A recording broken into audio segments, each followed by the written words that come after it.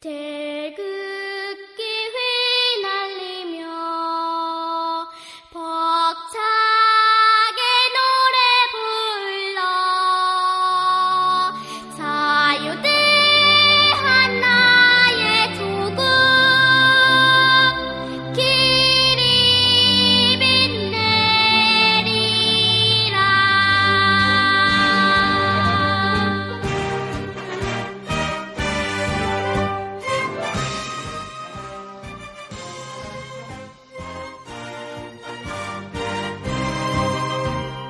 높은 산 깊은 곳 적막한 산하 눈 내린 전선을 우리는 간다. 이 프로그램은 방송심의위원회의 심의 규정을 준수하지 않습니다. 청취자 여러분 안녕하세요. 수능일이자 전태일 열사 44주기를 맞는 11월 13일 오후 4명의 애국 독수리가 지키는 여기는 생방송 애국전선 시즌6 사직생 다녀오겠습니다 편입니다. 안녕하세요. 안녕하세요. 안녕하세요. 반갑습니다. 오랜만입니다. 네. 미남 감독님과 미녀 제작자님이 계시니까 화면 없다고 막 그렇게 진짜 안 좋아요. 이미 감독님은 저희가 모신 적이 있기 때문에 네.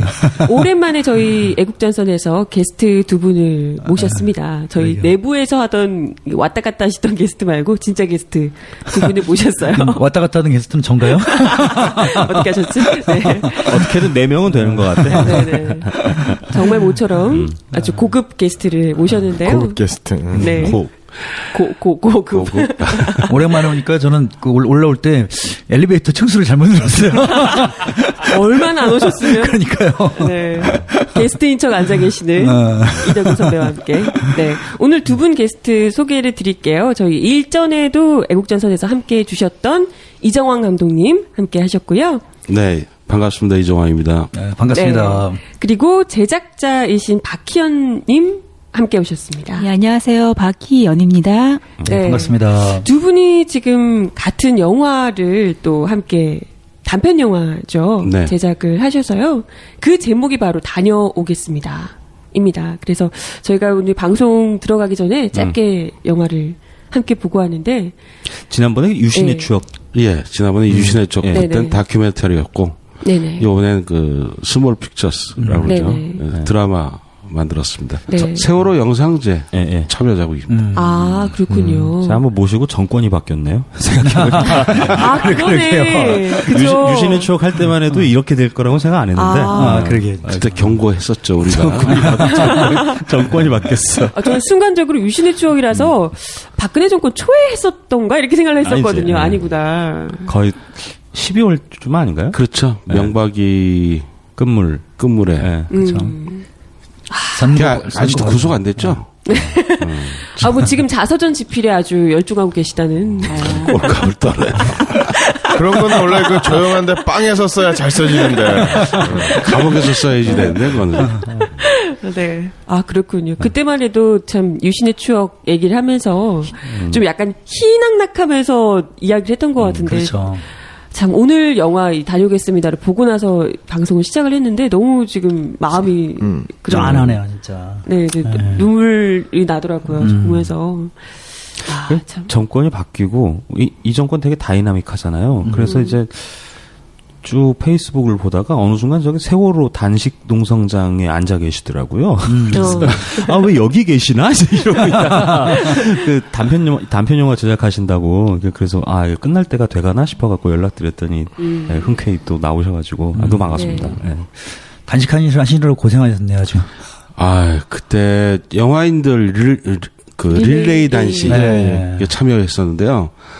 그 첫날 하루 해보고 너무 쉽게 봤습니다. 그래서 김영호 씨가 유민 아빠죠. 네네. 굉장히 무리한 단식을 계속 이어갔을 때 네. 영화인들이 이제 단식 참여 12일째 다시 또 참여를 하게 돼서 3일을 했었거든요. 근데 4일째 되는 날 유민이 아빠가 병원에 실려간 날입니다. 저도 단식을 풀고 네네. 저는 몸이 건강하다고 생각을 했는데 저혈당이 오더라고요. 당뇨병이 있는 사람들은 단식을 조심해서 해야 되는데 너무 감독님은 병원에 걸어가셨죠. 실려가시진 않으시고 벌벌 걸어가시고. 떨면서 갔습니다. 당뇨이신 건 모르고 계셨다가. 아니 알고 있었는데 그 뭐 단식하는데 당뇨하고 무슨 상관이 없을 줄 알았죠. 큰일 날 뻔하셨네 진짜. 예. 저 3일 덕인 형님도 거기 계시지 않았어요? 예, 저도 간헐적 단식을 했습니다. 하루 하고 또 이틀 쉬고 또 하루 하고 했습니다. 저 공연 때문에 계속 할 수가 없어가지고. 이번에 그 연기자분들 참 많이 참석해 주셔서 아주 뿌듯했습니다. 그렇죠. 이번에 영화인들 참여도가 높아서 예, 맞아요. 지난번 부산 영화제에서 스크린 쿼터 이후에 이렇게 그 단결력을 보인 예가 없었거든요. 그래서 세월호 이 문제는 영화인들이 그 관심이 많다. 그렇죠. 일단은 그래서 지금 이제 벌어지고 있는 광화문 그 세월호 광장에 오늘도 그 우려스러운 그 뉴스를 봤지만 뭐 서북 청년단 그 서북 청년은 불법 집단입니다. 그렇죠. 국가에서 규정되어진 그 불법 집단인데 그렇게 나대는 꼴을 보니까 세월호 광장을 또 지키러 가야 되겠구나 이런 생각이 좀 들었어요. 단식은 하지 마십시오. 단식은 이제 안 하죠. 몸으로 싸우시는 건가요? 네, 가서 소리만 질러도 넘어가죠. 서북청년단이 오늘 또 뭐 어제 왔던 것 같아요. 요새 그 광장을 막지를 않아요. 그 사람들이 들어오는 거를 와서 이제 행패가 시작되면 경찰이 개입하는 걸로 알고 있는데 일단 자제를 방송을 통해서 제가 부탁드릴게요. 그 나대다가 큰일 납니다. 그러니까 법적으로 합법적으로 그 광장을 사용하게끔 그 허락을 받은 광장인데 그 일베들이나 어버이연합, 그 서북청년단 무리하게 이렇게 그 자기네들의 그 위상을 이렇게 나타내고 싶어서 한다를 떠는데 그러다 큰일 납니다.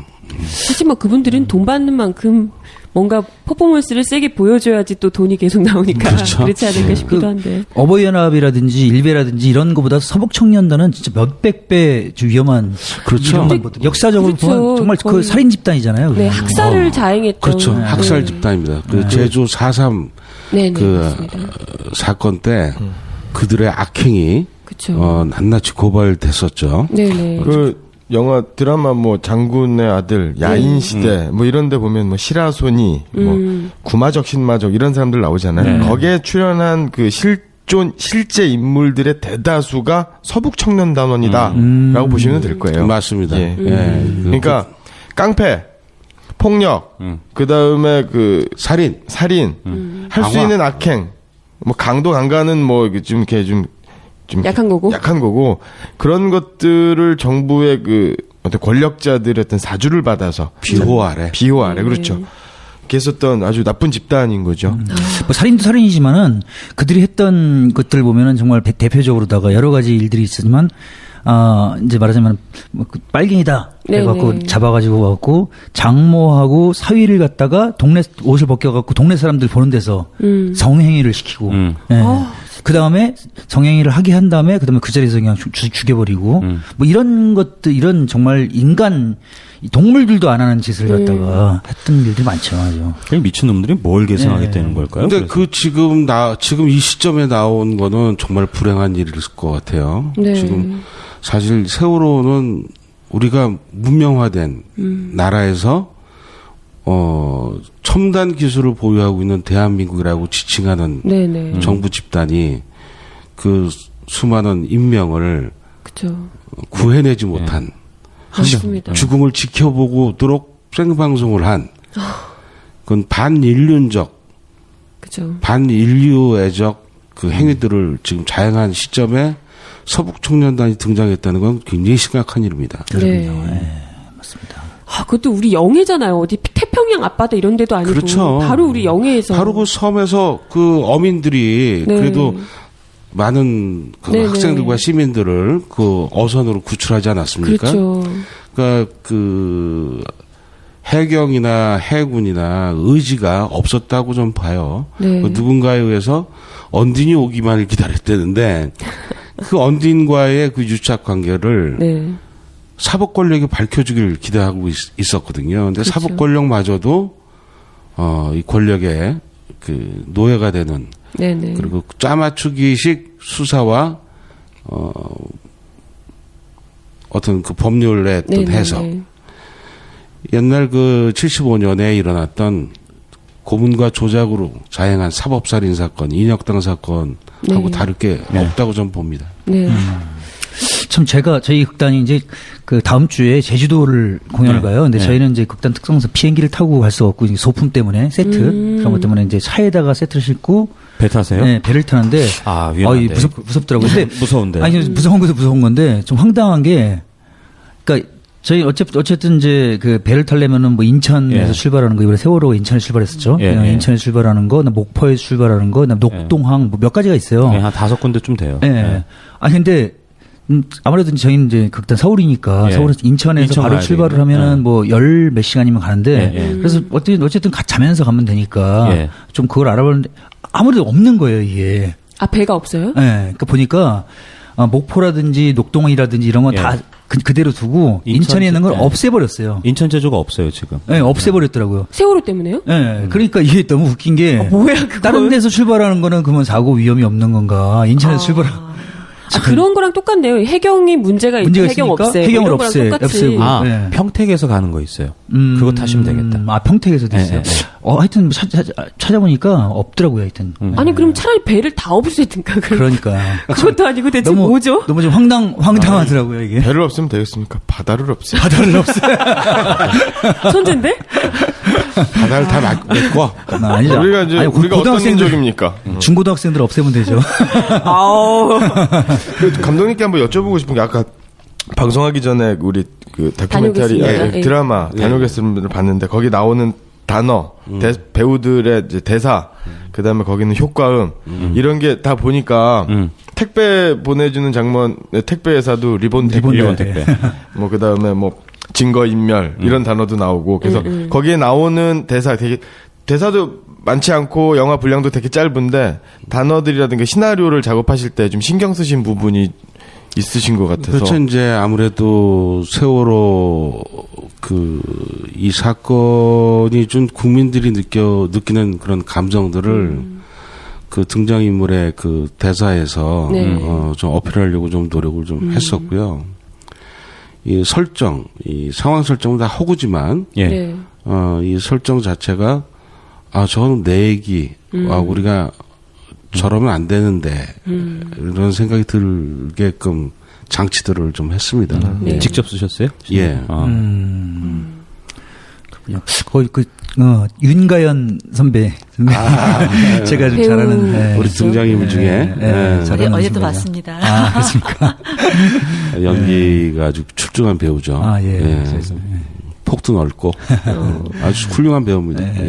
주변에 이제 저도 이제 연극을 하고 있으니까 주변에 이제 그 페이스북을 통해 가지고 배우들, 영화인들 이렇게 많이 패치를 맺고 있는데 세월호 이전에는 이 사람이 이렇게 뭐 정치적으로 이렇게 어떤 발언을 하거나 사회적인 발언을 하지 않았던 사람들도 정말 많이 바뀌었더라고요. 이건 정치적하고 상관이 없는 거예요. 그렇죠, 우리 맞아요. 삶과 직결된 문제입니다. 맞습니다. 지금 이 정부가 사실은 국민의 안전을 최고의 가치로 생각하고 국민의 안전을 지키기 위한 여러 방편들에 대해서 국가가 마련을 해야 되는 이 즈음에 국가가 국민들의 생명을 방치한다. 죽음을 방치한다. 대량 학살을 했던 그 독일의 아우슈비츠 그런 생각이 날 정도로 끔찍하게 정부를 못 믿고 정부의 행위에 대해서 불신을 갖고 있는 게 사실 아닙니까? 그렇죠. 그러니까 지금 늦지 않았습니다. 지금이라도 세월호 특별법, 수사권, 기소권 이게 지금 뭐 합의가 돼서 우리가 그 주장했던 바대로 안 돼 있지만 시민들이 두 눈을 부릅뜨고 지켜봐야 되고 지켜봐야죠. 이들이 이 세월호 이 사건을 어떻게 다루는가에 따라서 정치 권력은 아마 위험에 빠지든지 도탄에 빠지든지 둘 중에 하나일 겁니다. 네. 아무쪼록 정치인들이 본인들이 하겠다고 나섰으니까 네네. 잘 하겠거니 지켜는 보지만 만약에 잘못했을 때는 국민들의 그 실망감에 젖은 그 저항감은 네. 아마 상상하기 어려울 정도일 거라고 좀 봅니다. 네. 제작자님한테 좀 궁금한데 사실은 이제 원래 이제 연극도 마찬가지고 영화도 그렇고 이제 감독이나 배우의 어떤 그 생각하고 어떤 제작 쪽의 생각하고는 좀 다르잖아요. 이제 제작 쪽은 어떻게 돈하고 연결돼 있는 중요한 문제죠. 근데 이제 이런 어떻게 보면은 이제 요게 이런 영화가 어떻게 돈하고 연결될 수 있는 영화는 이렇게 좀 아니라고 아니죠. 보는데요. 어떤 마음으로다가 제작을 맡게 되셨나요? 일단은 감독님이 지금 하시겠다는 의지를 좀 표명을 네. 하시고 그리고 네. 시나리오를 완성해서 보여주셨는데 일단 다른 내용도 아니고 세월호 이야기잖아요. 네. 거기서는 내가 뭐 이걸 해야 된다 말아야 된다는 이유 같은 건 없는 것 같더라고요. 선택의 여지가 없어요. 뭐 당연히 해야 되는 거고 사실 뭐 다들 이제 사는 거 뻔하고 힘들고 하지만 이런 일에서는 이렇게 십시일반 얘기를 한다면은 다들 좀 이렇게 만들어 나갈 수 있지 않을까. 그리고 뭐 배우분들이나 이런 분들도 다 이렇게 뜻에 동참해서 오시는 분들이지. 예, 뭐 돈이나 이런 걸 생각하고 오시는 분들이 아니기 때문에 네. 너무 감사하게 그렇게 다들 모여주시고 해서 그래서 어렵지 않게 그리고 또 십시일반 또 여러분들이 후원도 해주시고 해주셔가지고 이제 좀 생각보다 되게 수월하게 넘어갔던 것 같습니다. 그리고 일단은 아까 처음에 말씀드린 것처럼 세월호 이야기잖아요. 그 거기서 뭐 돈을 따지면서 해야지 말아야지를 생각할 겨를은 없었던 것 같아요. 또 한 가지 또 여쭤볼 게 뭐냐면 그 안산의 분향소에서 제가 지금 백수거든요. 그래서 하는 일이 없어가지고. 쇼핑 때문에. 이제 곧 취업을 하죠. 나름 바쁩니다. 근데 그 안산 분향소의 그 성호 네. 학생을 위한 이제 성당을 이제 짓는데 제가 이제 노니까 그래서 이제 톱밥 치우고 막 그랬거든요. 그런데 분향소 가서도 되게 막 속 타고 막 그랬는데 실제로 거기서 이제 허드렛 일 하면서 분향소 쪽만 보면은 막 그냥 자동. 그 실제로 영화를 제작할 때는 배우들이야 그 상황과 그런 걸 몰입을 하고 하는데 제작자님 같은 경우에는 일단은 영화 배우 스텝과는 좀 다른 좀 멀리 떨어져 이제 촬영 장면을 제작 과정을 이제 보시잖아요. 아니 같이 옆에서 봤어요. 아니 그러니까 그래도 내가 배우는 아니고 감독도 아니고 하니까 조금 한 발짝 뒤에서 봤을 때 어떤 느낌이셨는지 작품 지켜보면서 네. 그냥 별반 다르지 않았을 것 같아요. 배우분들이나, 별반 다르진 않았을 것 같고. 근데 일단은 그건 있죠. 제가 직접 제가 몰입해서 연기를 하는 게 아니라 그분들이 연기를 잘할 수 있게끔 또 이렇게 제작하시는 분들이, 스태프분들이 일을 잘할 수 있을 만큼 있게끔 저는 그분들이 불편하지 않게 이렇게 서포트하는 게 제 역할이잖아요. 그래서 사실은 이제 그분들하고는 일단은, 그 순간적으로 뭐 감정에 몰입해서 막 눈물이 나거나 하시는 그런 건 아니었지만 이렇게 뭐랄까, 이렇게, 그냥 사실은 근데 세월호는 그냥 굳이 그런 게 아니어도 그냥 생각만으로도 그냥 말소리 하나만 들어도 대사 하나만 들어도 제가 딴 생각을 해서도 이거 자동 반사처럼 눈물이 나고 이렇게 속이 상하는 것 같더라고요. 그래서 보면서도 계속 이렇게 안타깝고 한숨이 나고 이게 또 그런 게 있더라고요. 좋은 제작자를 만나셨어요. 그러게요. 저는 계속 같이 좀 했으면 좋겠습니다. 이참에 방송을 계기로 이제 종신 계약을 한번 하시죠. 노예 계약이나 이렇게. 아니 이게 제작자가 이렇게 계약을 했는데 오히려 이렇게 계약을 당하는 그렇군요.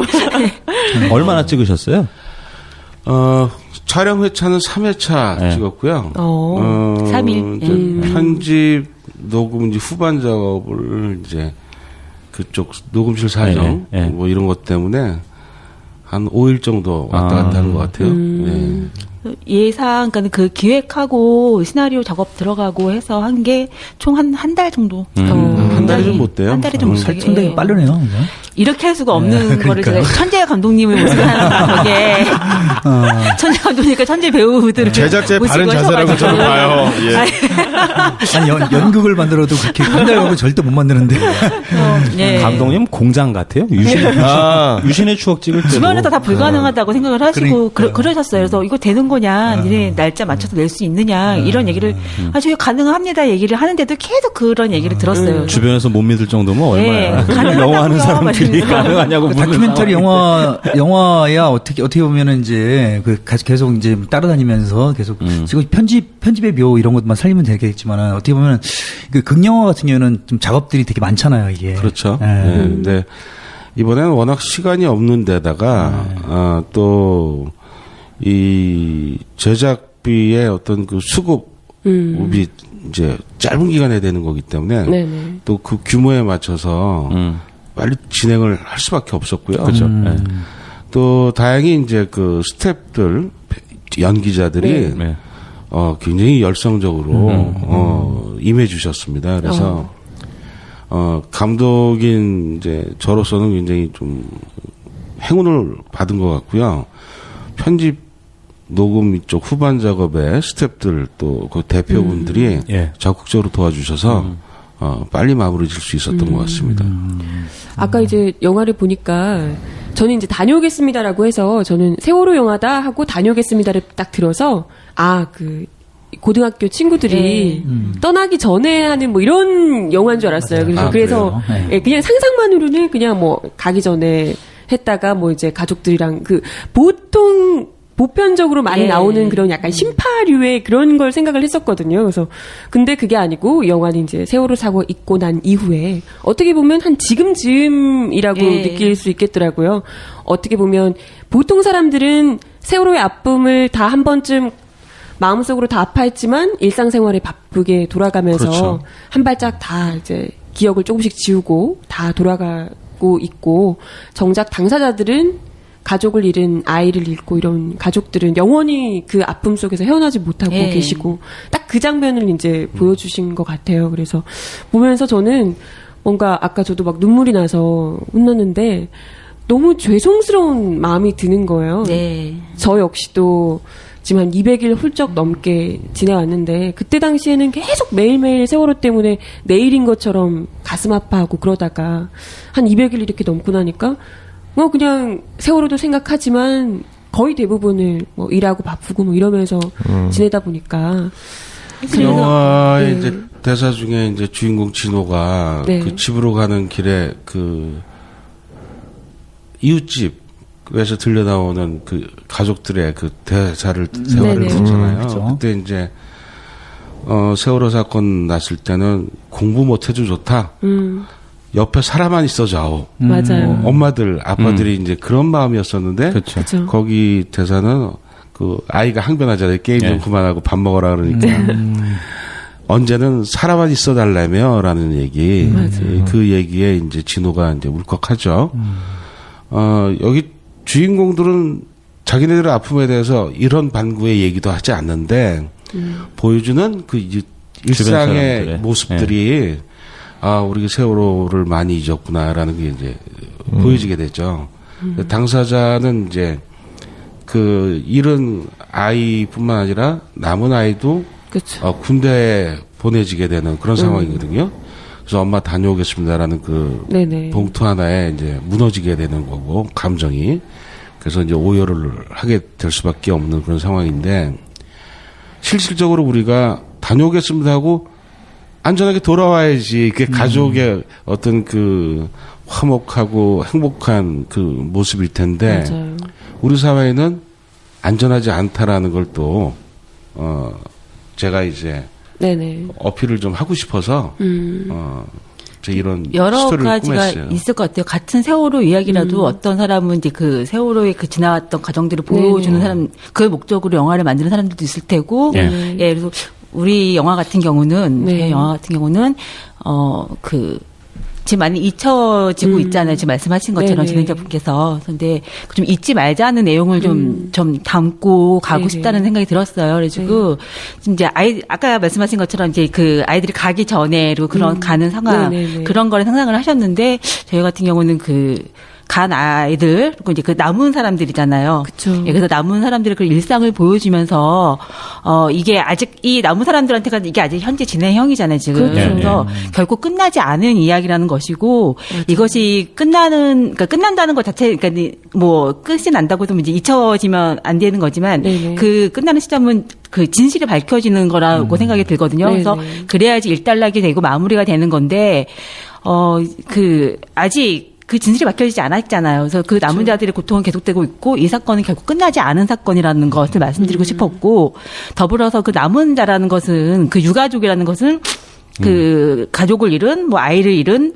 부모나 뭐 이제 식구들뿐만이 아니라 이 지금 대한민국이라는 그 땅에 살고 있는 모든 국민이 네. 유가족이고 남은 자라는 거죠. 그래서 그래서 이 이야기는 계속 되고 있는 거고 이 이야기가 진실을 밝혀질 때까지 우리 잊지 말고 계속 같이 이제 이거를 밝혀내도록 노력을 해야겠다라는 그런 다짐도 좀 섞여 있는 네. 그런 영화였습니다.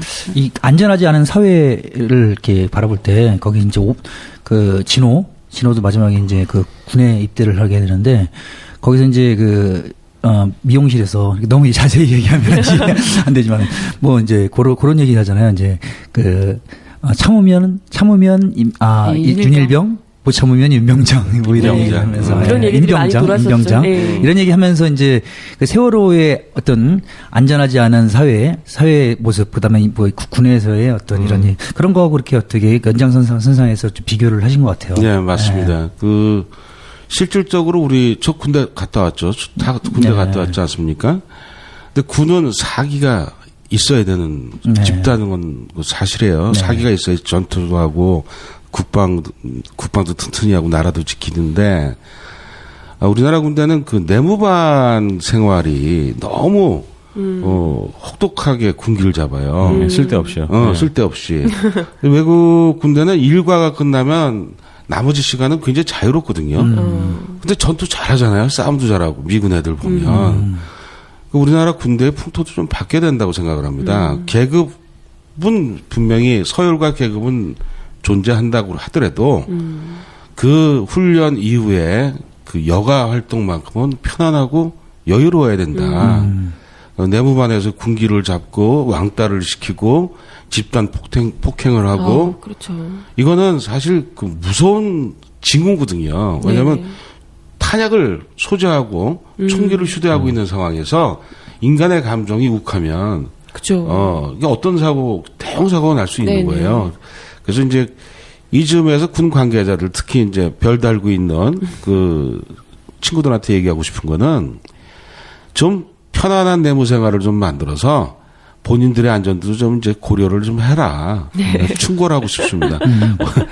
그 무기 팔아먹고 뒷돈거래하고 괜히 그 부자재, 식자재 빼돌려갖고 그 주머니 입마에 포켓 하는데 그 너무 열중하지 말고 좀 여유롭게 아이들도 좀 보살피고 다 우리 아이들 아닙니까? 네. 그 이 나라는 누가 지킵니까? 아이들이 지키는 거지. 사실 별들이 뭘 총을 쏘겠어. 아니 군대에서 요즘에 정말 그 좀 가슴 아픈 일들도 많고 황당한 일들도 많은데 제가 진짜 군대 얘기를 듣고서 정말 제일 황당했던 게 며칠 전의 일인데 군 장성이 이제 그 군에서 이제 나가는 퇴임식을 하고서 군 영관급들 장성급들 뒤풀이를 하는 자리에서 영관급들끼리 야자 타임을 해가지고 혹시 그 얘기 들으셨나요? 야자 타임을 해갖고 대령이 듣다 반말하는 것을 보고 또 야자 타임을 하라 그러는 야자 타임 시간에 또 반말을 했는데 그것도 그 컵을 깨가지고 머리를 쳐가지고 머리가 찢어졌다. 예, 그러죠? 참 우리가 이 시험이 영관급들이 그 뭐 하는지 영관급들이면 나이가 이제 그죠? 40대 중반 왔다 갔다 하죠. 근데 아직도 그 철딱선이 없는 짓들을 하고 무슨 야자 타임을 하고 패기는 있어서 좋네 근데. 아니, 그 대학생들 MT가 갖고 하는 걸 갖다가 애들이 좀 이렇게 옛날에는 사실 출사하려고 육사를 많이 갔어요. 저희 또래 애들은 뭐 전두환 장군 때문에 그 당시에는 박정희 때니까 출사하려면 육사를 가야 된다 그래서 서울대보다도 오히려 인재들이 육사를 많이 가는데 그렇죠. 요새는 뭐 시대를 져서 그런지 애들이 좀 약간 모자란 애들이 이제 장교 생활을 하는 것 같아요. 사실은 평생 공부하는 거니까 총 쏘는 것도 중요하지만 책도 좀 많이 읽고 인격 수양에 좀 시간들 좀 할애하고. 근데 중요한 말씀이신 것 같아. 예. 그 군대 생활이라는 건 사실 사기와 어떤 그 자기의 어떤 그 자신감으로 이제 견뎌내야 되는 건데 예. 자부감, 긍지. 장교들은 이제 그런 걸 이루면 안 됩니다. 국가에 대한 충성이 어디서 나오냐면 권력자한테 아부하는 게 아니라 국민들을 안전하게 지킬 때 국민들의 존경을 받고 국민들의 신뢰를 얻을 때 최고 막강한 군이 되는 거지. 그 진급을 위해서 자기의 어떤 그 영달을 위해서 자기 마누라의 명품 백을 위해서 그런 군 장교 생활하면 절대 안 되는 거죠. 저렴한 땅개들의 수다. 생방송 애국전선.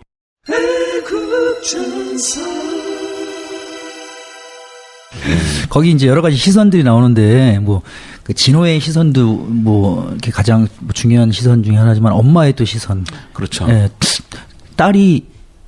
딸은 이미 그 자신은 만날 수 없는 곳으로 떠났고 아들도 정말 위험한 곳으로다가 가는 장면에서 이렇게 참 그때 마지막에 엄마가 오열을 하는 장면에서 정말 울음이 왈칵 쏟아지더라고요, 정말. 예.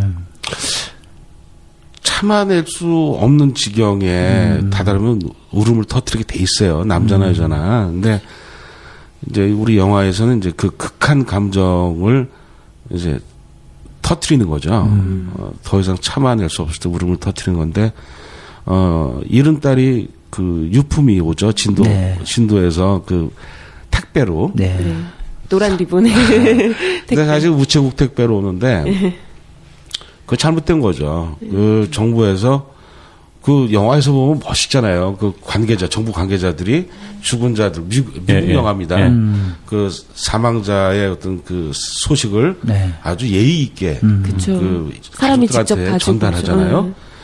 근데 우리 택배로 온단 말이에요. 얼마나 서럽습니까? 그죠. 근데 집에 들어와서 보니까 아들도 그 자기가 그 힘들게 아르바이트해서 번 돈을 봉투에 넣어서 엄마 다녀오겠습니다 이렇게 쓰고 엄마를 안 보고 가잖아요. 동생한테 직접 선물을 전달해서 시계를 전달하려고. 그런 과정에서 이제 엄마가 참을 수 없는 그런 그 오열을 하는 겁니다. 그리고 우리 아들도 돌아올지 안 돌아올지 모르는 거죠. 이제. 그렇죠. 그래서 너무 이제, 무서운 것 같아요. 타이틀 씬이나 엔드 에필로그 씬에 이제 타이틀 씬은 엄마의 어떤 그 방황, 에필로그는 진호의 어떤 그 방황. 거기에 또 시선은 그 엄마 주변에 일상생활을 하는 일반 시민들의 그 부러움과 어떤 그 행복함에 대한 그 미련에 대한 시선이라면 사실 진호는 분노의 시선입니다. 그 에필로그에서 보여주는 음악도 사실 그 배가 그 기울어지는 끼익 하는 소리 있잖아요. 아쟁으로다가 그 끼익 소리가 그 사실 배가 침몰하는 그런 상징이거든요. 근데 얘는 20대 피 끓는 젊음에 또 청년이다 보니까 그 너무 행복해하는 애들이 싫은 거예요. 그 주변을 왔다 갔다 하는 애들이. 그래서 분노의 시선입니다. 진호의 시선은. 이해할 것 같아요. 그래서 단편이지만 그렇게 엄마와 그 진호, 그 여동생을 잃은 진호와 딸을 잃은 엄마 이 두 사람의 시선으로 주변을 돌아보게 하는 그런 영화였습니다. 그 세월호 4월 16일 날 세월호 사건이 일어나고 그 참혹한 일이 일어나고 나서 다 전 국민들이 되게 걱정하고 기도하고 분노해하고 허탈해하고 좌절하고 절망하고 그랬었잖아요. 그렇죠. 그러다 어느 순간 좀 지나서 여름쯤 됐을 때 그 친구들 사이에서 다 이제 제 또래니까 다 이제 애기 엄마들이고 아빠들이고 하는데 이제 그 얘기 좀 그만하자. 그래서 잠깐 이제 그 뭐 카카오톡이라든가 뭐 밴드라든가 뭐 SNS 상에서 이제 친구들끼리는 그런 얘기를 안 했었어요. 예, 그러다가 이제 다시 또 이렇게 그게 어떤 계기점도 있었지만 이렇게 됐었는데 제가 드는 생각은 지금 그런 거예요. 뭐냐면 어른들이 미안해하고 자괴감, 죄책감을 막 느끼는데 어느 순간 제가 솔직하게 그런 느낌이 들어요. 내가 뭐 잘못했는데? 내가 왜 이거를 슬퍼해야 되지? 왜 내가 그런 게 아닌데 왜 세월호 아이들 수학여행 간 아이들의 죽음에 대해서 그 가족의 슬픔과 절망에 대해서 내가 왜 아파해야 하는가에 대한 분노가 생기는 것. 그러니까 이게 그 화가 치밀었다가 가라앉았다가 앙금처럼 가라앉았다가 다시 올라오면서 다시 또 이런 여러 가지 파동이 막 계속 점점 커지는 느낌. 그래서 이제 그런 것들이 정부적 차원, 특히 청와대 앞에 청운동 농성장 76일간 대통령을 만나고 싶어서 갔던 유가족들을 외면하지 않았습니까? 네. 대통령이 국민들 앞에서 한 얘기가 있습니다. 언제든지 만나겠다고 그랬어요. 맞아요. 그리고 이 세월호의 원인과 그 해결에 대해서 예. 대통령이 책임지고 하겠다고 본인이 스스로 그랬습니다. 난 대통령한테 질문하고 싶어요. 도대체 왜 대통령직으로 하는 겁니까? 왜 대통령 자리에 계속 앉아 있습니까? 아무것도 안 하면서. 그러게 말이에요. 옷은 열심히 갈아입으시죠. 근데 나는 참 그 대통령이라는 그 직책이 선출직이잖아요. 국민들이 뽑아줘서. 예. 그렇죠. 정말 자기를 헌신해야 되는 자리입니다. 그럼요. 거기가. 예, 거기 그렇죠. 가오 잡는 자리가 아니에요. 청와대 비서실 뭐합니까? 무슨 양아치 집단입니까?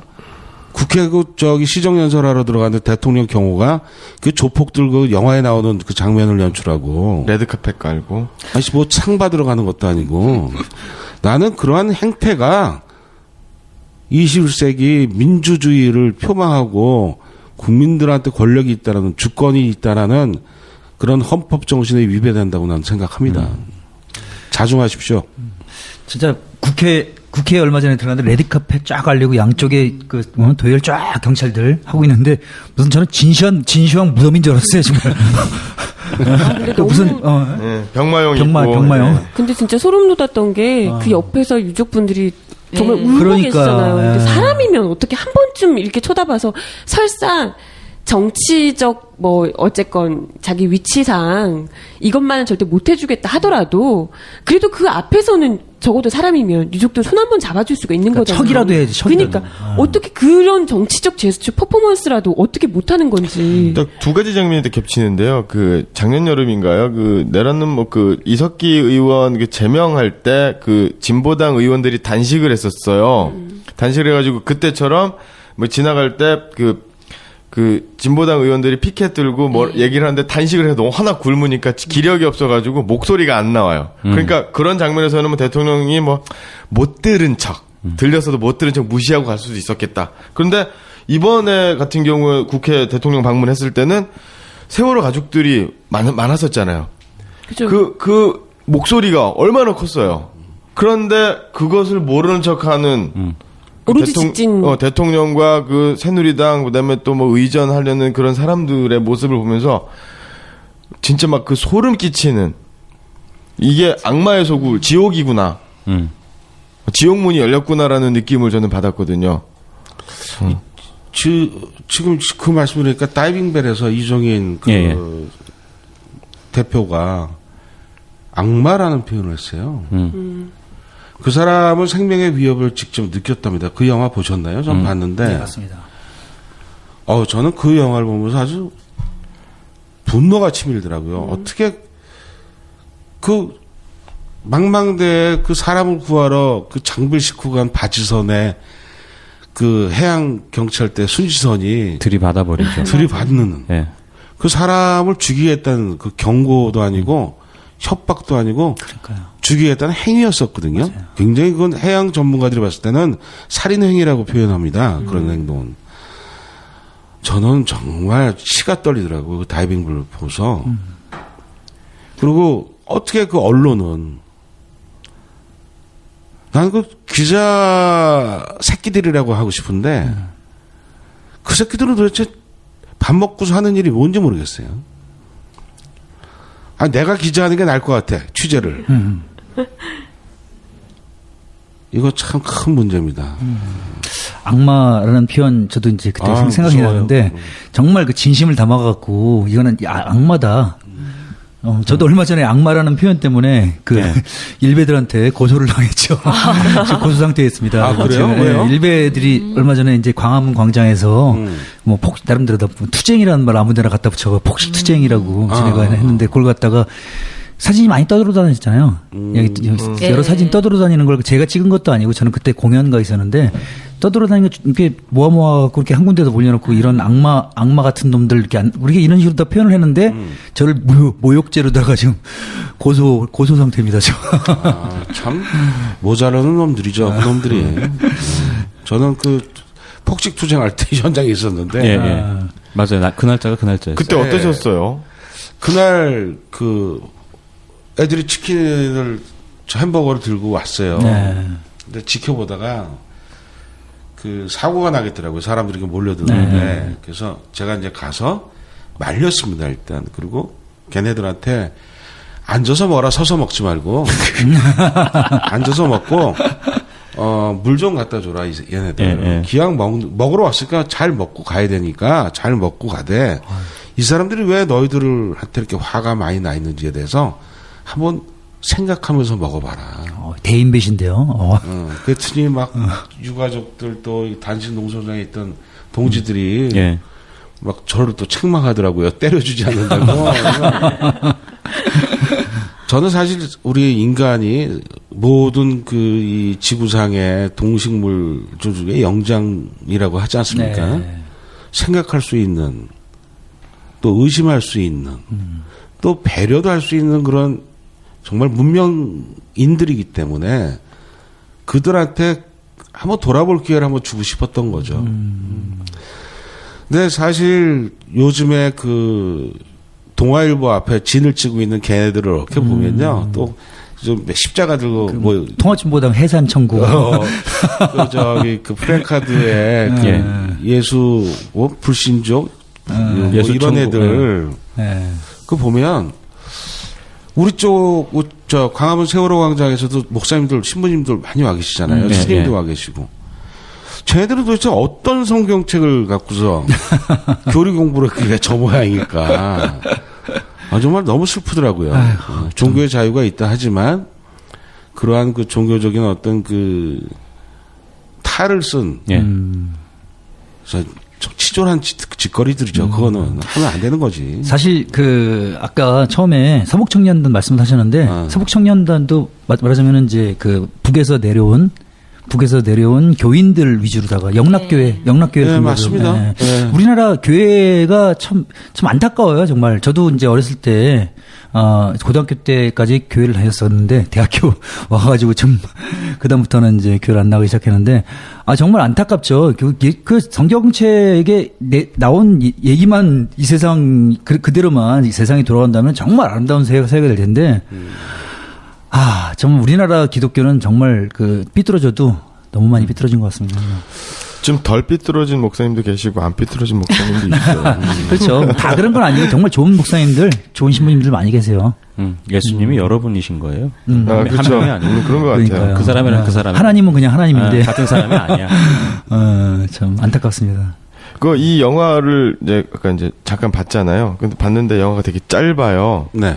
그러면은 보통 제 생각에는 영화가 좀 이렇게 분량이 조금 나와야 극장에도 좀 걸리고 사람들 반응도 좀 있고 홍보도 좀 되고 이래야 될 텐데 너무 짧아서 이게 극장 스크린에 딱 걸기에는 그거는 이제 세월호 영상제에 참여한 감독 6분 작품이 있어요. 시간 타임이 다 틀린데 그 6편을 모아서 이제 단관에서 이제 한번 공개를 하자.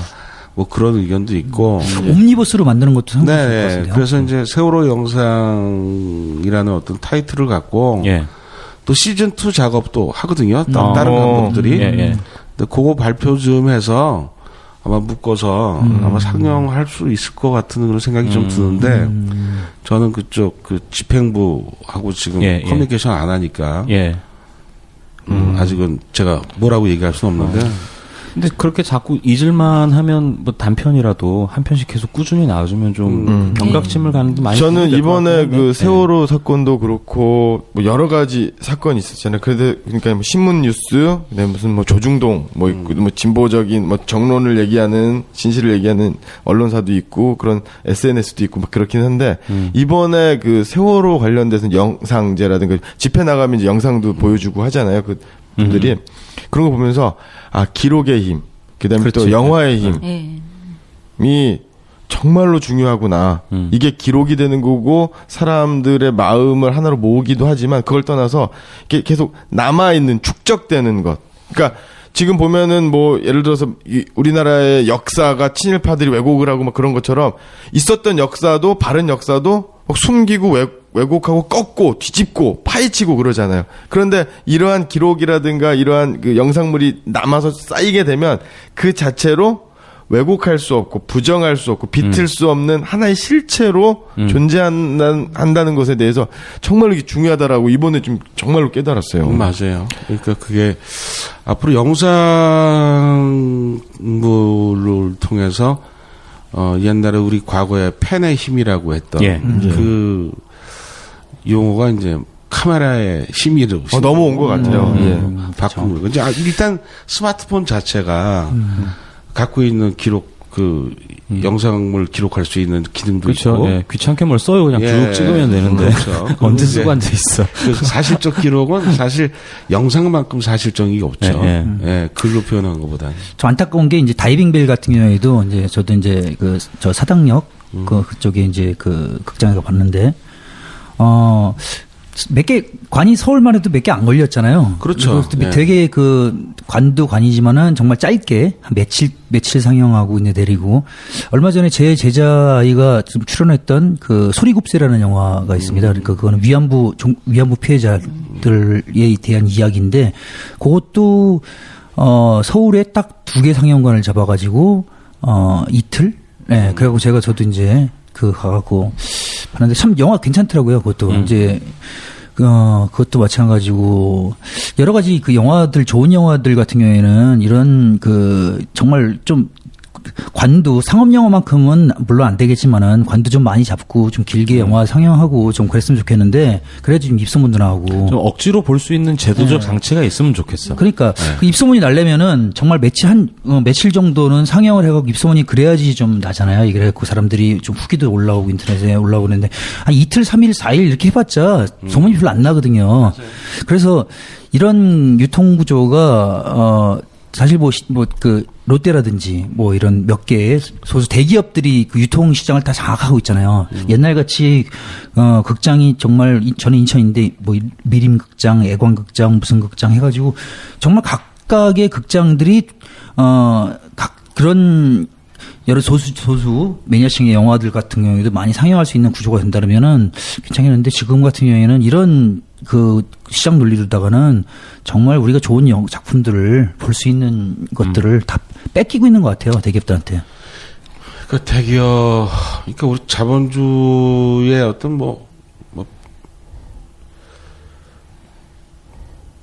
한계죠. 그게 자본의 힘에 의해서 유통 구조를 장악을 할 수 있으니까.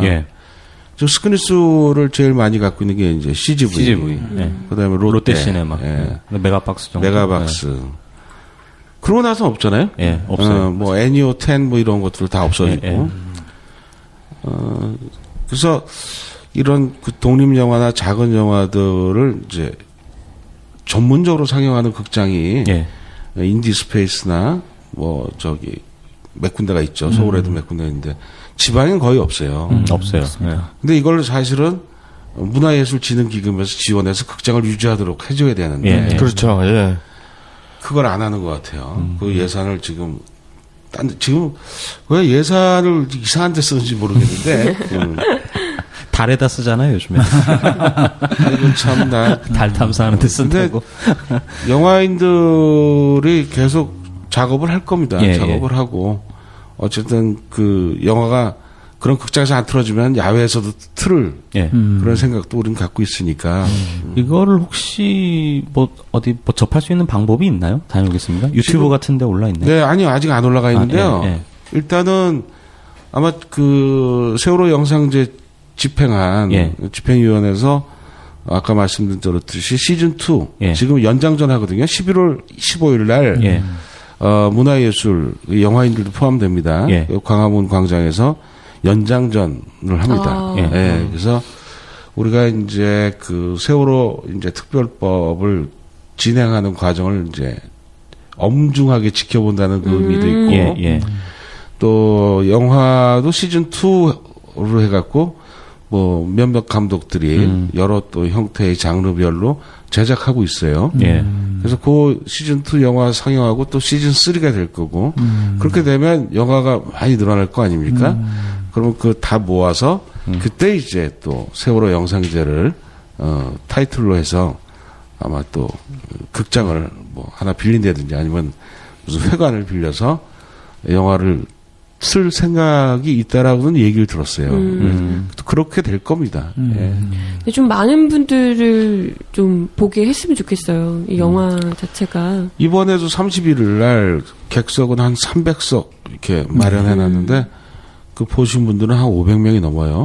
예. 그러니까 아직 좀 관심이 예. 끊이지는 않는 중이네요. 그렇죠. 그래서 이제 아마 그 시즌 2 영화가 완성이 되고 시즌 3가 또 완성이 되면 영화가 이제 많아질 거 아닙니까?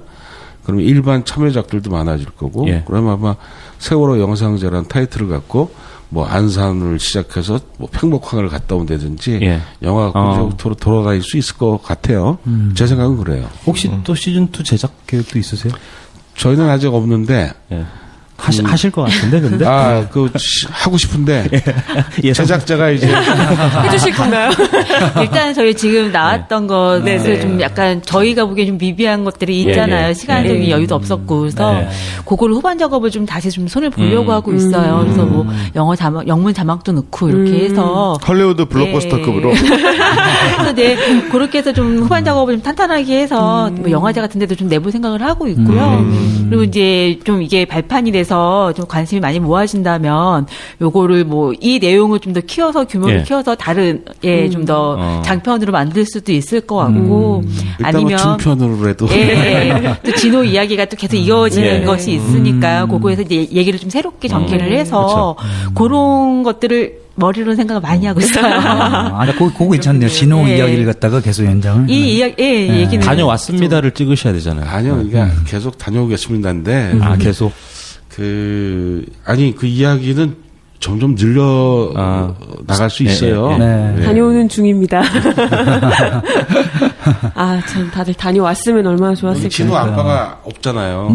진호 아빠가 이제 등장하는 게 시즌 2입니다. 와. 궁금한데요? 궁금하다. 진호 아빠가 지금 어디가 있는 거죠? 예고편 너무 궁금하네요. 근데 이게 가족 이야기 하나만으로 대한민국 사회의 모든 문제들이 다 담겨 있는 것 같아요. 맞아요. 그 짧은 18분 안에 대단합니다. 그러니까 옆집에 그 동네 가족들이 그 자식이랑 부모랑 다투는 그 아주 사사로운 일상인데 그것도 누군가한테는 행복이라는 얘기잖아요. 그렇죠. 그런 거는 좀 살면서 그런 경우 되게 많이 겪거든요. 그러니까 저도 이제 강쌤님 말씀하셨는데 저도 이제 애가 있을 때랑 애가 없을 때랑 이게 확 분위기가 다르더라고요. 그렇죠. 그러니까 제가 이제 총각일 때 같은 사고를 겪었으면은, 그러니까 좀 슬프다가 좀 분노했다가 이런 감정들일 텐데, 애들이 실제 이제 그 꼬마들이 자라는 걸 옆에서 보고 있으니까 이걸 잊을 수가 없는 거예요. 당연하죠. 예. 그 대한민국 모든 부모들이 다 똑같은 마음일 것 같아요. 안전한 대한민국. 아까 군대 얘기도 말씀하셨지만 군대를 보냈으면 아니 내 자식 새끼를 국가에서 보호를 해줘야지. 뭐 패고 죽여버리고 뭐 이런 말이 안 되는 거잖아요. 근데 우리가 지금 사실 복지국가 아니면 복지국가를 표방해야 되는 지금 시점이에요. 우리가 OECD 가입 국가 중에서 이제 지겹다 OECD.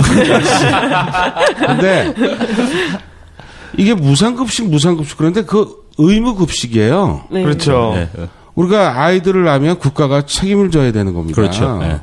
그 국가에서 아이들을 관리를 할 때 교육과 먹거리 문제만큼은 국가에서 책임져야죠. 당연히. 그걸 애들 밥그릇 갖고서 예산을 주니 안 주니 싸우고 있는 새누리당 그 기관장들 특히 그 홍준표인가요? 근데 새누리당에서 그렇게 얘기를 했었어요. 어제 또 애들 밥도 중요하지만 달 탐사가 더 중요하다고. 아니 그 달에 가면 뭐 쌀이 나옵니까? 아이들의 미래의 꿈을 위해서 그게 더 중요하다. 다른 미국 애들이 먼저 가갖고 달 표면도 보여주러 오는데. 아니, 자기들 사비 털어가지고 먹이는 것도 아니고 국민들 세금 걷어가지고 먹이는 건데 흰색은. 아니 마치 지네들 주머니에서 나오는 돈 갖고서 하는 것처럼. 아니 하다못해 미국에서도 이번에 무상급식이 그 고등학교까지 무상교육 무상급식. 그거 당연히 그렇게 해야 돼요. 왜냐하면 우리가 지금 아이를 키울 수 있는 환경을 국가 정부에서 잘 만들어놔야지 아이를 낳고 싶은 욕망이 있을 거 아닙니까? 그렇죠.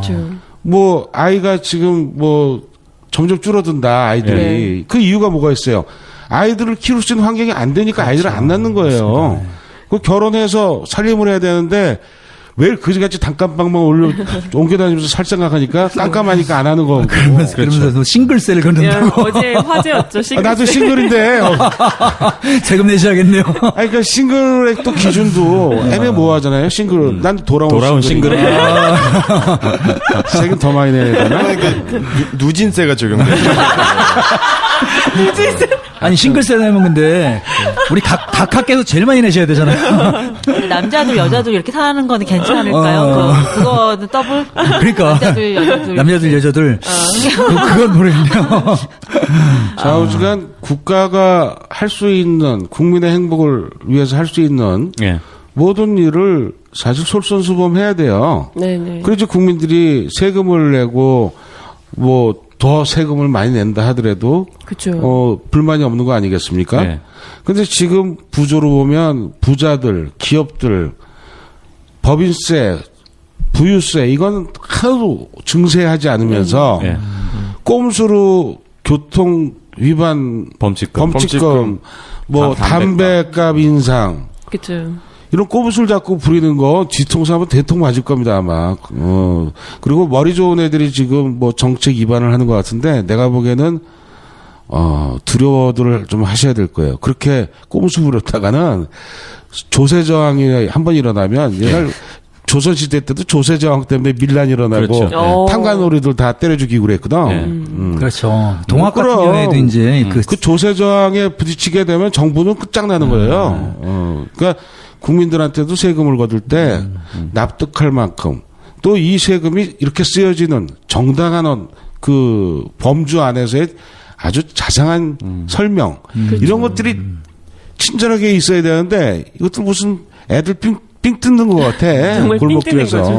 혁명이 일어나도 좀 창피하다. 어떤 민주주의 쟁취 이런 게 아니고 싱글세 반대 막 이러면 좀 싱글세 반대, 담배값 인상 반대.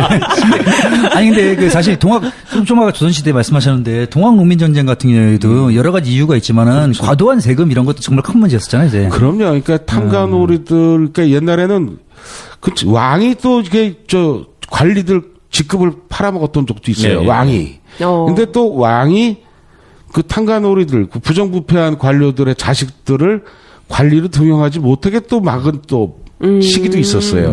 근데 강쌤이 또 전문이시잖아요. 예, 그 임진왜란 직후에 그 광해군 때 그 납속책과 공명첩을 통해서 국가재정을 확보하려고 했었던 시도가 있었죠. 근데 지금 이제 보면 세금이라는 거 굉장히 민감합니다. 그래서 지금이라도 늦지 않았습니다. 부유세 신설하시고요. 법인세 프로테이지 좀 높이면 1~2%만 높여도 아이들 밥 굶기는 일 없고 그 서민들 담배값 인상 안 시켜도 됩니다. 그러니까 똑바로들 좀 하십시오. 얼마 전에 그 보건복지부에서 뭐 그런 말도 했었죠. 그 비만이 너무 심각하다. 비만세. 네, 그래갖고 뭐 비만세 이런 식으로다가 아니 그거는 못 사는 거예요. 나 보세요. 나는 이게 빈곤의 상징이니까 인스타트만 먹게 되잖아요. 그러니까 좋은 영양이 듬뿍 든 반찬을 만들어서 먹을 수 있는 형편도 아니고 햇반과 라면. 뭐 라면 아니면 정말 뭐 과자 부스러기 배고프니까 이게 살이 이렇게 쪘는데 이게 옛날에는 그 부잣집 도련님 같다 그러지만 지금은 저 양반 저거 쪽방촌에서 하는구만 이런단 말이야. 그러니까 내가 가난한 건 세상에 다 알아요, 이제는. 아니, 감독님은 그렇게 되면은 정말 세금 낼 게 많으시네요. 지금 비만세에, 싱글세, 그 다음에 담배. 그 술값에도. 나 삐뚤어질 수가 있어. 아니, 정말. 조세 저항을 이끄시겠는데요? 아니, 정말 황당한 게, 이렇게 얼마 전에 이렇게 알게 된 건데, 술값에 포함되어 있는 세금 중에서 교육세가 있더라고요. 예, 교육세. 그래요? 주세? 아니, 근데 술 많이 먹어야 되겠네? 술하고 교육하고 뭔 상관이 있는데 거기 교육세. 나는 근데 술값을 많이 쓰는 편인데, 밥값보다도. 그리고 교육에 기여하고 있는 건가? 그리고 여성들 화장품에 포함되는 세금이 농어촌 특별세가 화장품에 포함되어 있는 거죠. 그래요? 그래요? 그러니까. 가지가지 삥 뜯는 가지가지, 진짜. 참 대단하다. 참 어이가 없어요 그 정말. 화장품 중에 갈치, 비늘 뭐 이런 걸로 만드는 제품들이 있지 않나? 아, 그래서 그런 것 때문에 그런 거 아니야? 하기는 그 화장품에 들어가는 기름이 립스틱 이런데 그 돼지 기름 뭐 이런 것들이 좀 들어간다는데 그러니까. 그것 때문에 그런 거? 그렇기 때문에 그냥 핑계 삼는 거 아니야? 섬세하네요, 섬세해. 꼼꼼하다. 농어촌 특별세 참. 세금 뜯는 데는 아주 기가 막히네. 참 공부 열심히 들어갖고 그런 대로 머리를 쓰고 참 네. 문제가 크다. 좀 황당한. 진짜. 다녀오겠습니다로 시작을 해서 갑자기 다들 세금으로 세금. 분노하시면 결국은 돈이야. 돈이 문제야. 이거 심각해요, 세금. 아무튼 우리 그러면 영화가 다녀오겠습니다. 2편도 나올 때까지 좀 기다려 보고요. 그리고 같이 묶여서 우리 청취자분들이 같이 영화관에서 관람할 수 있을 때를 좀 기다려 봐야 될 것 같아요. 우리 박희원 대표가 솔마로 크리에이티브라는 회사를 만들었어요. 솔마루 크리에이티브. 이름이 솔마루 예쁜데요. 크리에이티브. 네. 솔마로. 솔마로. 순 한글인데 시즌 2 만들까요? 뜻대로 하세요. 약속 진짜 너무 멋있어. 약속하셨습니다. 강남 어디 빌딩 하나 있으시면 멋있으셔. 네, 뜻대로 하십시오라고. 네. 감사합니다. 2편 이제 저희가 기대해 볼게요. 뭐 이렇게 좀 18분이긴 하지만 아까 봤을 때 정말 많은 이야기를 함축돼 있고 또 극영화라 가지고 되게 이렇게 몰입돼서 볼 수 있었거든요. 네, 감사합니다. 그래서 이게 이제 뭐 공동체 상영 이게 그거만을 상영하기는 조금 부담스러우니까 다른 행사하고 같이 해가지고 행사가 있을 때 요 영화를 얘기를 그 제작자 선생님한테 박 선생님한테 이게 말씀을 드리면 공동체 상영 같은 경우에도 가능한 거죠. 그럼요. 그래서 제가 대전 민해총 초청으로 2주간 이제 일주일에 한 번씩 특강을 한 적이 있어요. 영화를 갖고서 굉장히 유익한 시간이었고 그때도 영화 상영하고 같이 얘기 나누고 시민들하고 이렇게 좋겠네요, 접촉을 했던 일이 뭐 좋더라고요. 막연한 거보다는 좀 어쨌든 같이 보고 얘기 나누고 스크린이 있거나 아니면 뭐 하얀색 벽이 있는 공간이라면 얘기가 된다면 같이 얼마든지 이렇게 불러만 주시면 저희가 가서 제가 또 영화도 틀어주시고 영화도 보고 같이 토론도 하고 또 모르는 것도 제가 좀 알려드릴 수도 있고 뭐 원하시면 배우의 그 데이트 좋겠네요. 아니 뭐 저 분위기 맞으면 노래도 해드릴 수 있어요. 그러면 어디다가 이야기를 해드려야 되나요? 많이 이제 뭐 신청을 하실 분이 계시면 각 지역에 지금 민해총에서 강의 프로그램이 있으니까 민해총 관계자들한테 제가 그럼 뭐 저희 방송 쪽으로 연락 주셔도 되죠? 그렇죠. 영화 중간에 들어간 노래가 또 감독님 직접 또 사실 여기 그 영화의 그 모든 음악의 그 기준은 제가 만들었던 제1회 강변가요제 참여작 바다라는 노래에 그게 멜로디 부분적 멜로디를 갖고 영화 음악을 만든 거예요. 오프닝도 그렇게 나오죠. 네, 강변가요제 출신이시죠, 맞아요. 나는 검색을 했는데 이정향 그런데 그러니까 이정황, 이정향 이렇게 감독님이 두 분이시잖아요. 이정향 감독이죠. 집으로 만든 감독. 근데 강변가요제도 나오는 거야. 이게 쉬운 이름은 아닌데 여러 명이네 이런 생각을 했거든요. 그 얘기 보니까 이제 이해가 오늘 또 비지 또 깔아드려야지. 노래가 또 하필 바다여가지고요. 그렇게 그 노래가 이렇게 쓰일 줄 누가 알았겠어요. 그렇죠. 생각은 없는데. 저도 몰랐었어요. 사실 영화 만들 때 사실 요새 저작권 문제. 그래서 내가 만든 노래로 가야 되겠다는데 오래간만에 그 바다 노래를 제가 해보니까 슬픈 노래가 아닌데. 아니 근데 그게 그 가요제 때는 그때 신병환 선생님이 편곡을 경쾌하게 이렇게 해주신 거고 나보고 좀 나 혼자 솔로였어요. 그때 다 그룹이었는데 네 노래만 이렇게 좀 처지니까 편곡을 빨리 해주셨죠. 근데 원래는 제가 영화에서 부른 노래 톤이 원래 톤이에요. 감독님 급이 심수봉 급인데요. 심수봉도 혼자서 다른 다 그룹인데 혼자서 나와서 상 탔잖아요. 그렇죠. 네, 맞아요. 심수봉 노사연도 그랬습니다. 노사연. 노사연에 가깝네요. 근데 노래가 하필 또 이 클라이막스 부분을 이렇게 해서 정말 울컥하게 하더라고요. 아무튼. 저도 오래간만에 노래를 했습니다. 영화 때문에. 네. 감독님이 잘난 척 많이 하셨어요. 아유, 감독님 정도 되면 뭐 자기 깔때기, 기본 깔때기는 있어야 되는 있어요. 거예요, 저는. 있어야죠. 네. 깔때기 오래간만에 듣는데.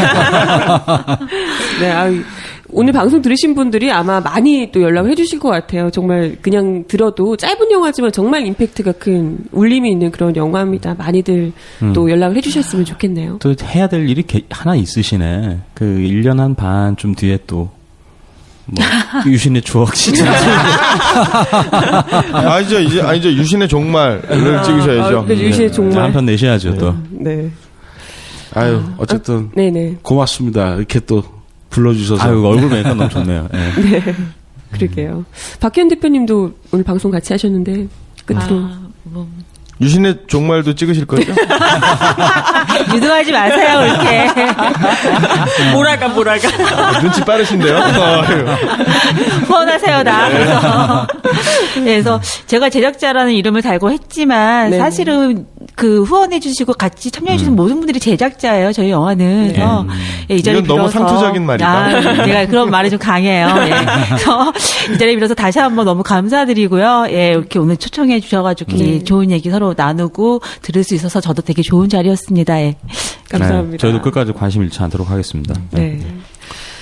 오늘 다녀오겠습니다라는 제목으로 함께 하셨는데요. 박희연 제작자님, 이정환 감독님 두 분 모시고 함께 했습니다. 다녀오겠습니다라는 이 당연한 인사가 이렇게 가슴 아프게 느껴질 수가 있을까 싶었습니다. 다녀오겠다 하면 안전하게 돌아와야 하는데 학교에서 수학여행을 갔다가 또 나라의 부름을 받고 군대에 갔다가 가족의 품으로 돌아오지 못하는 이런 세상이 참 또 어디 있겠습니까? 이게 말이나 됩니까? 하지만 오늘 또 더 슬프게 느껴졌던 것은요. 어느덧 우리가 이 말도 안 되는 상황을 우리 사는 일에 바빠서 어느덧 흘러간 그 빛바랜 옛날 일인 것처럼 지워가고 있더라는 겁니다. 그러는 동안 이 악마 같은 정부는 학살자들의 후손들까지 끌어들여서 세월호를 잊으라 외면하며 폭력적으로 강요하고 그 속에서 우리 유민이 아빠 또 수많은 유족들은 그 누구보다도 외롭고 긴 고통 속에 갇혀 계시지 않았을까요? 참사 200일여 만에 이제 겨우 아쉽기 그지없는 특별법이 겨우겨우 합의됐습니다. 이게 끝이 아니고요. 이제부터 조사를 시작을 한다는 거죠. 연장전이 시작된 겁니다. 11월 13일 4명의 애국 독수리가 이정환 감독님과 박희연 제작자님과 함께한 여기는 생방송 애국전선.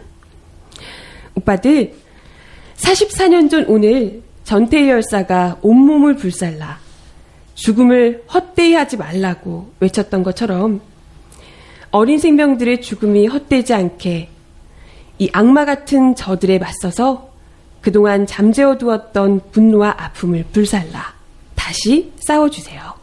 감사합니다. 수고하셨습니다. 고맙습니다.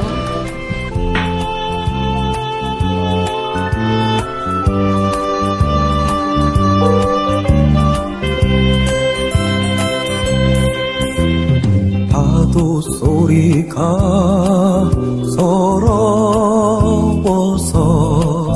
물새도 채지 찾아간 뒤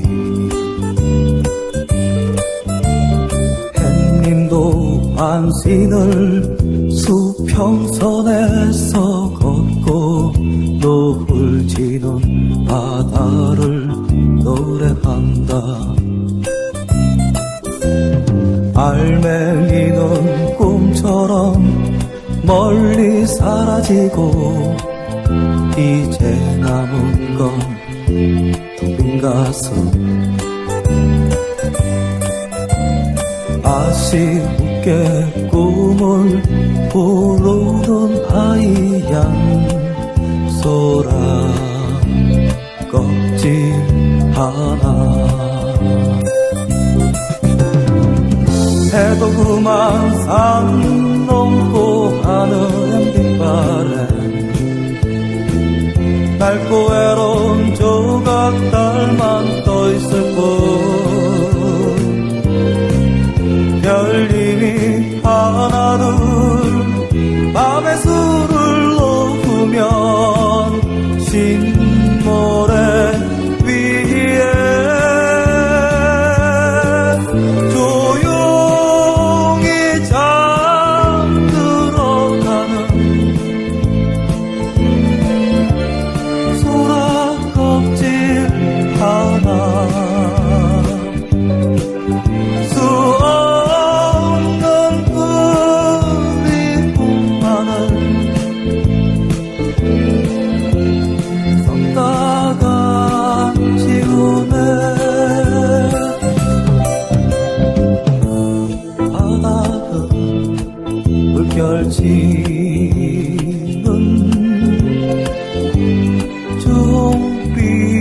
종빛비단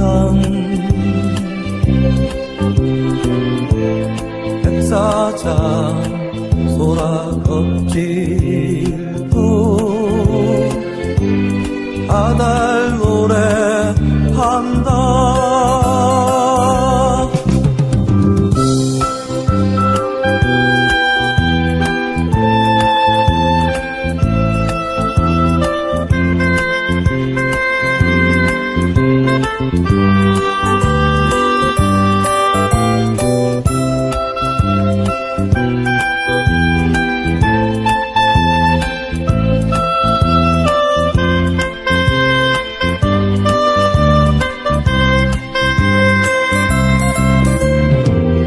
해도 그만 산 넘고 하늘엔 빛바래 낡고 외로운 조각달만 떠있을 뿐 별님이 하나 둘 밤에 술을 놓으면 신모래 위에 조용히 잠들어가는